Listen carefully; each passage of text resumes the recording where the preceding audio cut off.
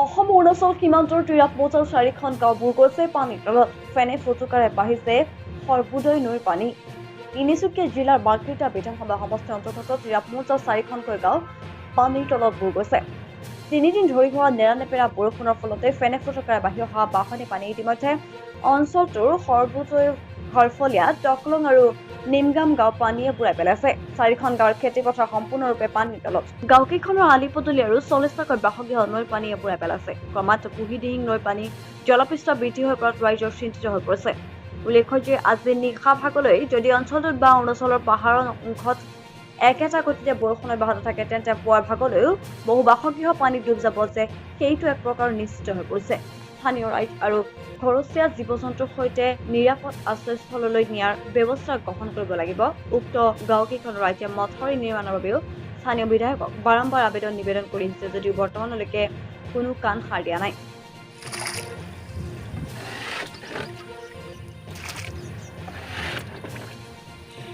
নাই মানে একোৱে বাকী নাই, কাৰণ কেলে প্ৰতি ঘৰ মানুহে পানীত ডুবি গৈছে। কুকুৰা, হাঁহ, গৰু, ছাগলী একো উলিয়াব পৰা নাই, কোনো ধান উলিয়াব পৰা নাই।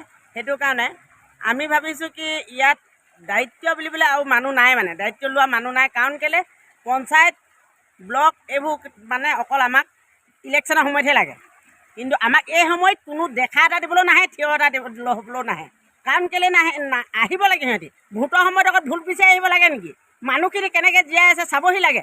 কাৰণ কেলে আমি এতিয়া কেনেকৈ আছোঁ, এতিয়া গভাৰ্টি মানুহখন ক'ত থওঁগৈ, আমি ক'লৈ নিওঁ? আমি দাঙি কিনে গোটেই গাঁও ওৰৰ পৰা মুধলকৈ পানী বহিছে।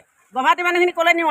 আমি বাৰু যেনেকৈ হ'লেও বাচিম। এই কেঁচুৱা ল'ৰাবোৰ এইবোৰ আমি কেনেকৈ বচাওঁ? এতিয়া ৰাতিপুৱাৰ পৰা কোনো ভাত এটা খোৱা নাই, পানী অকণ খোৱা নাই, কোনো সুধিবলৈ অহা নাই আমাক। পঞ্চায়তত অকল ইলেকশ্যনৰ সময়ত আহিব, ভোট লাগে, অকল সিহঁতক ভোট লাগে।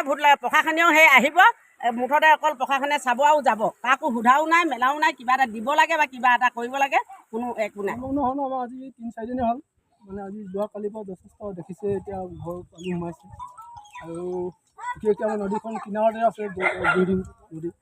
এতিয়া আমাৰ মানে মানুহখিনিয়ে বাৰু যাতায়াতটো দেখিছে কেনেকুৱা অৱস্থা নাই, কোনোফালে যাব নোৱাৰোঁ। এতিয়া যদি ৰাতিটোৰ ভিতৰত যদি পানী বাঢ়ি যায়, আমাৰ গোটেইখিনি মানুহ দিগদাৰ যাব লাগিব।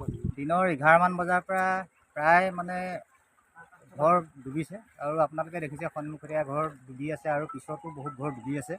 কিন্তু এটা খুব দুৰ্ভাগ্যজনক মানে বিষয় কি, আমাৰ যি স্থানীয় প্ৰশাসনে এতিয়ালৈকে এই সবোদয় আৰু ইয়াতকৈ এখন গাঁও সিফালে সোমাই আছে ঘৰফলীয়া। গতিকে এই দুখন গাঁৱৰ যে প্ৰশাসন যে আছে, আমি আচলতে এই বস্তুটো মানে ভাবিবলৈ বাধ্য হৈছোঁ যে প্ৰশাসন নাই নিচিনা এনেকুৱা লাগিছে। যে গাঁওবুঢ়াজনে যে যি দায়িত্ব থাকে, যে প্ৰশাসনক জনাই পেলাই বা SDC বা স্থানীয় SDOৰ জৰিয়তে যে এই মানুহখিনি আপুনি দেখিছে, এই মানুহ ঘৰত এতিয়া খাবলৈ দিনটো আজি ব্যৱস্থা কৰিব পৰা নাই।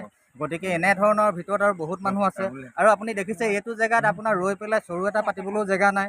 গতিকে কি পৰ্যায়ত আছে এই বিষয়টো আপোনালোকে সংবাদকৰ্মী হিচাপে নিজে চিন্তা চৰ্চা কৰিব। ডিগবৈৰ পৰা বিনন্দ ৰিপৰ্ট, সংবাদ 365।